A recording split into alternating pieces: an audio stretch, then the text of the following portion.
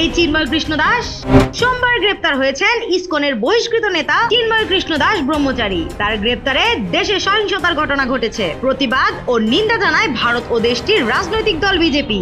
এখন প্রশ্ন হলো, কে এই চিন্ময় কৃষ্ণ দাস ব্রহ্মচারী, আর কেনই বা তাকে গ্রেপ্তার হতে হলো, কিংবা গ্রেপ্তারের পরেই বা কেন চারদিকে এত আলোচনা সমালোচনার সৃষ্টি হলো? চিন্ময় কৃষ্ণ দাসের আসল নাম ছিল চন্দন কুমার ধর। বাংলাদেশে ইসকনের সংগঠনের মধ্যে অন্যতম ছিলেন চিন্ময় কৃষ্ণ দাস ব্রহ্মচারী। ভক্তরা তাকে ডাকেন চিন্ময় প্রভু নামে। তিনি চট্টগ্রামের হাটহাজারীর পুন্ডরিক ধামের অধ্যক্ষ চিন্ময় কৃষ্ণ ব্রহ্মচারী। কিন্তু সংগঠনের শৃঙ্খলা বিরোধী কার্যকলাপের কারণে তিনি সহ আরো কয়েকজনকে গত জুলাই মাসে ইসকন থেকে বহিষ্কার করা হয়। গত 5 আগস্ট ছাত্র জনতার অভ্যুত্থানের পর একাধিক সমাবেশের নেতৃত্ব দেন তিনি। তার দাবি, সনাতন ধর্মাবলম্বীদের উপর হওয়া নিপীড়নের বিরুদ্ধে প্রতিবাদ জানাতেই এই সমাবেশ। তবে তার কর্মকাণ্ড নিয়ে বিতর্ক দানা বাঁধে। বিশেষত গত অক্টোবরে চট্টগ্রামে একটি মিছিলের সময় বাংলাদেশের জাতীয় পতাকা অবমাননার অভিযোগ ওঠে তার বিরুদ্ধে। এই ঘটনায় তার বিরুদ্ধে মামলাও করা হয়। তাকে কারাগারে পাঠানোর আদেশের প্রতিবাদে আদালত প্রাঙ্গণে বিক্ষোভ করেছেন সনাতন সম্প্রদায়ের